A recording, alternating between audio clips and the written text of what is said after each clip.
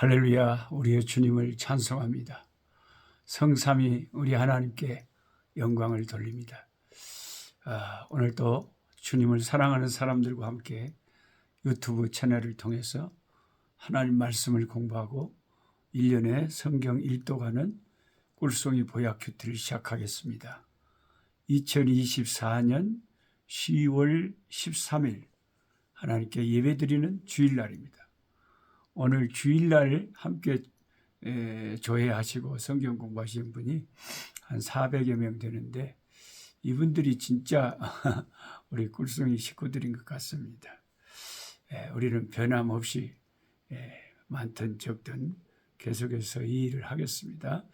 누가복음 7장에서 9장 말씀 공부하겠습니다. 특별히 제 책상 위에는 제 꿈이 담겨 있는 이 종려나무하고 피마자 씨를 심어갖고 싹이 이렇게 예쁘게 났어요. 이렇게 씨를 심어서 싹이 난 게 진짜 이쁘네요. 요 종려나무도 제가 그 씨를 주워다가 심어갖고 이렇게 싹이 나니까 특별히 애착이 가고, 요 피마자도 씨를 심어갖고 이렇게 나니까 영 애착이 갑니다. 뭔가를 사도 바울이 텐트를 팔아서 선교사 받으시고 뭔가를 우리가 하면서 이 가난한 아프리카의 선교의 자립을 한번 해보도록 발버둥을 쳐보겠습니다. 누가복음 7장을 읽다 보면 예수님께서 너무나 경이롭게 여기시고 좋아하셨던 백부장이라고 하는 이 사람이 아주 사회적으로 오늘날로 말하면 경찰서장 정도 될 거 아닙니까? 백부장이기. 근데 이 사람이 이스라엘 사람도 아니에요. 이방인인데 굉장히 지위가 높습니다. 근데 이 사람이 이스라엘 백성들을 위해서 회당도 지어줬어요. 큰 헌신을 해준 거죠. 그리고 그 예수님에 대한 소문을 들었을 건데 제자들처럼 따라다니지도 않았는데 어떻게 이렇게 신앙이 좋은지 예수님의 마음에 쏙 들었습니다. 우리가 천국 가면 이 백부장도 아마 우리를 환영하고 아주 즐겁게 우리의 이웃이 될 겁니다. 그때 우리가 참 이 백부장을 만나면 얼마나 참 존경스럽겠습니까만 예수님께서 그렇게 좋아하셨으니까요. 예수님이 좋아하는 것은 우리가 성경을 보니까 우리가 하나님에 대한 믿음을 보일 때 강한 믿음, 굳건한 믿음, 흔들리지 않는 믿음, 절대적인 신뢰를 우리 하나님을 향해서 가지고 있을 때 그 믿음을 보시고 주님께서 그렇게 좋아하시는 것 같아요. 결국 제가 늘 하는 말이지만 성경이 왜 있느냐? 우리에게 믿음을 일으키기 위해서 있는 책이 성경이다. 예수를 믿게 해서 구원받게 하는 책이 성경이고 예수를 믿고 구원받은 우리들에게 왜 성경이 필요하냐? 끊임없이 믿음으로 살려고, 더 큰 믿음으로 살려고 이 성경이 우리에게 필요합니다. 우리는 오늘 누가복음 7장에 나오는 이 백부장의 모습을 보면서 이 믿음을 배워야 됩니다. 백부장의 믿음을 배워야 돼요.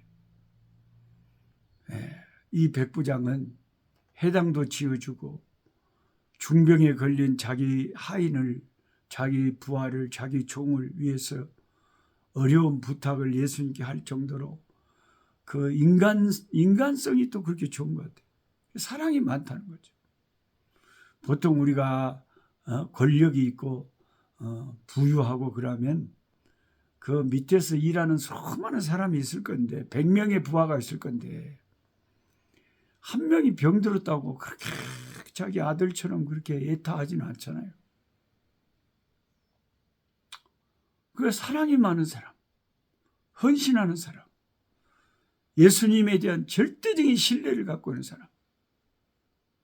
이런 백부장이기 때문에 예수님께서 사랑하고 좋아하고 참 놀랄 만한, 예수님이 놀랄 만한 믿음이었다 하는 것입니다. 오늘날도 좋은 믿음은 이런 믿음이에요. 너무나 사랑이 많고 긍휼이 많고, 예. 그리고 헌신을 너무 아낌없이 하고, 그리고 성삼위 하나님에 대한 절대적인 신뢰를 항상 충성을 보이는 그런 믿음이 좋은 믿음입니다. 이 백부장의 믿음이 그런 믿음이에요. 그래갖고 이제 예수님에게 자기 종이 중병이 들어갔고 너무 힘드니까 예수님에게 요청을 한 거예요.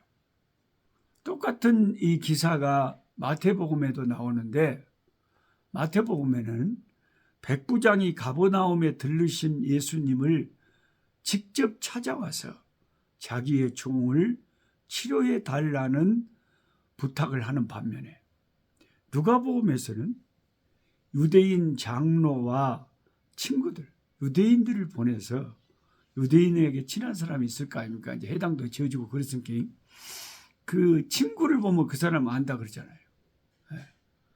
그 사람이 친구가 된다는 것은 서로가 뭐가 맞은게 좋아하는 거 아니에요. 저도 친구가 많지는 않아요. 나는 막 그분이 좋은데 뭐 그분은 별로 안 좋아하는 사람도 있고, 그 친구가 그냥 되는 건 아니잖아요. 그러니까 뭐 선배님도 제가 되게 존경하고 좋아하는 선배님들도 많이 계시고 동역자도 있고 후배들도 있고 그렇습니다만, 나는 겁나게 좋아하는데 별로 나를 좋아하는 것 같지는 않고, 그래서 친구 되기는 쉽지가 않아요. 성도들도 제가 좋아하는 성도님들이 많이 계십니다. 저를 좋아하는 사람들은 별로 안 되는 것 같아요. 그게 이제 제가 부족해서 그러겠죠. 그런데 이제 그 친구를 보면 그 사람을 안다. 그래서 이 백부장은 유대인 지도자 친구가 많았어요. 그만큼 유대인들에게 좋은 일을 많이 한 거죠. 그래서 결정적인 순간에 자기 친구한테 어려운 부탁을 한 거예요. 유대인 장로와 친구들을 보내서 예수님께 요청을 한 겁니다. 왜냐하면 우리가 가만히 생각해 보면 이방인들이 유대인들을 만나는 것은 굉장히 어려운 일이거든요. 그 유대인들의 그 당시에 자기들의 규율 속에는 이방인들하고 같이 만나고 집에 가서 교제하고 하는 것이 이게 부정한 것을 가까이 하는 것 같은 그런 생각이 들어서 안 했단 말이죠. 그걸 부정하게 생각했어요. 그러면 유대인들하고 친한 이 백부장이 그걸 모를 리가 있겠어요? 그러니까 감히 그 거룩하신 하나님의 아들 예수님 유대인이신데 자기가 감히 예수님에게 나타나기가 감히 꺼려졌겠죠. 그래서 유대인 장로와 친구들을 예수님께 보내서 요청을 했다. 이 누가의 이 기록이 좀 더 세밀하지 않습니까? 확실히 의사 선생님이라 그러신지. 그럼 마태복음의 기록이 틀렸느냐? 그건 아니죠. 내가 정말 친한 내 친구를 보내서 뭔가 부탁했다면 내가 부탁한 거나 똑같은 거죠. 그러니까 그 여러 말을 줄여서 내가 노 목사가 부탁을 했다 이렇게 말을 한다고 해서 그게 팩트가 틀린 게 아니죠. 팩트는 맞죠. 네. 자세히 풀어서 말을 하자면 유대인 장로와 친구들을 보내서 부탁을 한 거고, 실제로는 이 백부장이 요청을 한 게 맞는 거죠. 그래서 이제 보면 마태복음이나 이 누가복음에 등장하는 이 백부장이 예수님의 주변 인물 중에서 노골적으로 예수님이 너무 좋다고 칭찬을 사정없이 해버린 사람이 바로 이 백부장이에요. 바로 이 백부장. 그러니까 예수님은 이 백부장이 너무 마음에 드신 거예요. 마치 하나님께서 그 옛날에 구약의 다윗 왕을 그렇게 편애하고 사랑하고 그냥 아주 싸고 돌고 그냥 그렇게 좋아하는 것처럼 내가 이새의 아들 다윗을 보면 내 마음이 너무 좋고 기쁘다. 내가 그를 통해서 내 뜻을 이룰 거다. 그렇게 사랑하고 좋아하셨던 것처럼 예수님의 눈에 백부장이 그렇게 좋은가 봐요. 그래갖고 그 자기 제자들에게 따르는 사람들에게 노골적으로 이렇게 칭찬을 합니다. 내가 너희에게 이르노니 이스라엘 사람 중에서도 이만한 믿음은 내가 만나본 적이 없다. 이건 제자들에게도 굉장히 큰 도전이 됐을 겁니다. 제자들을 포함해서 그 누구에게도 이렇게 좋은 믿음을 나는 본 적이 없다.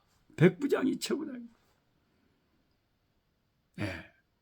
그래서 여러분, 이 믿음이란 것은 다 믿는 사람마다 그 차이가 있는 거예요.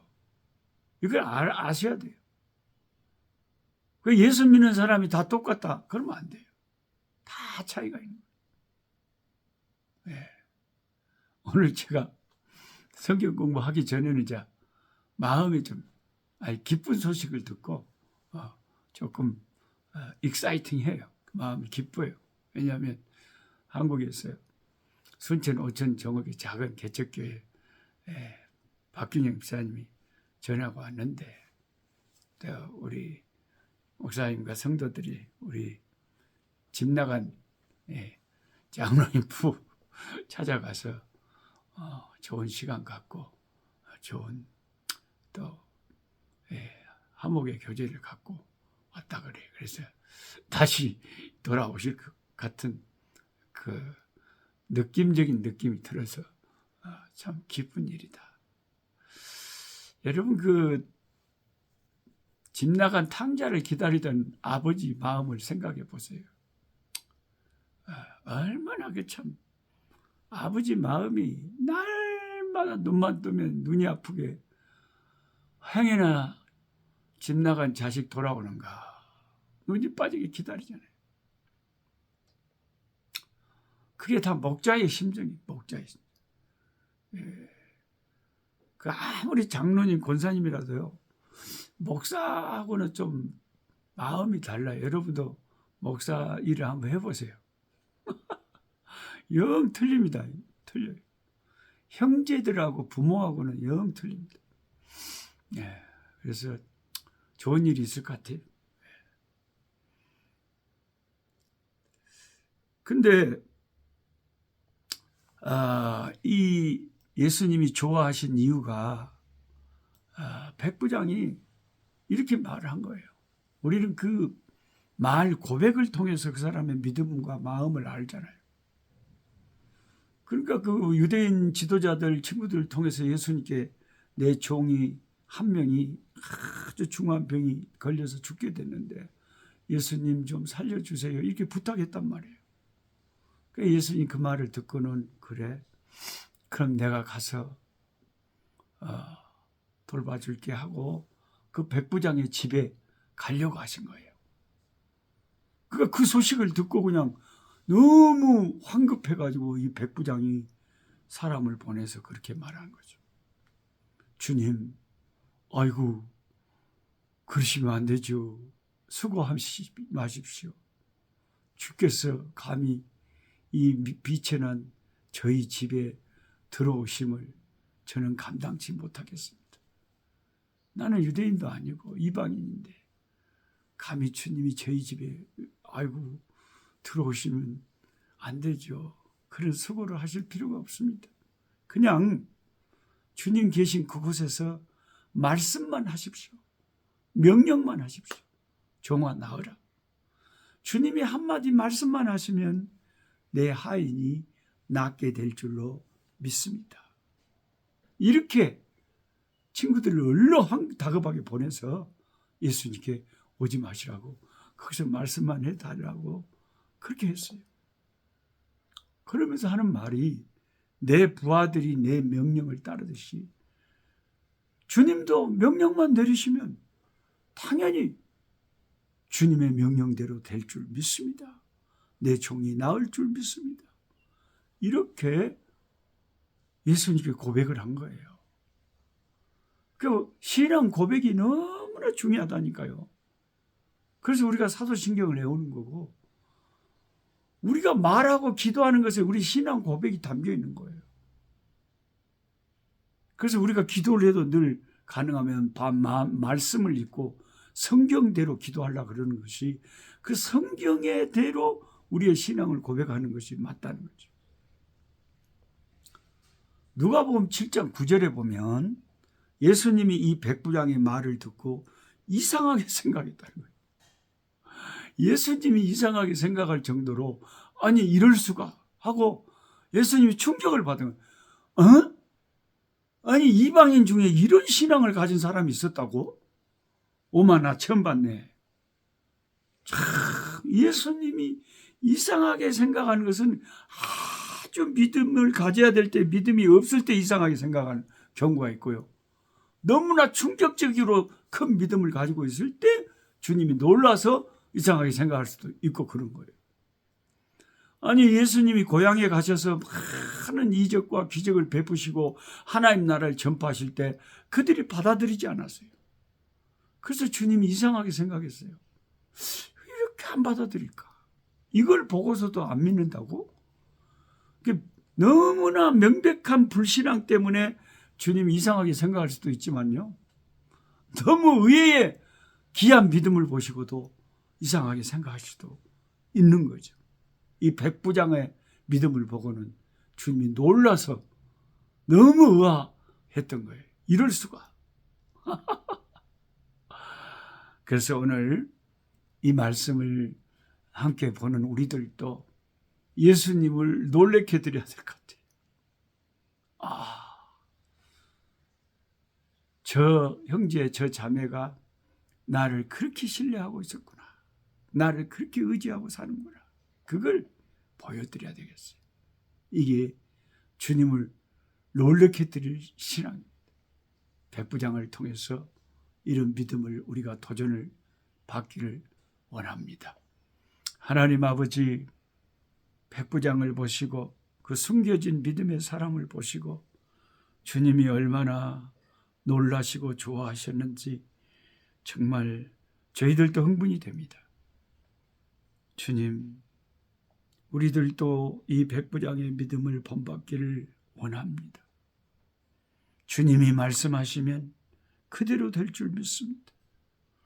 주님이 우리의 길들을 인도하시면 사람이 마음으로 그 길을 계획할지라도 그 걸음을 인도하시는 분은 우리의 주님이심을 고백하오.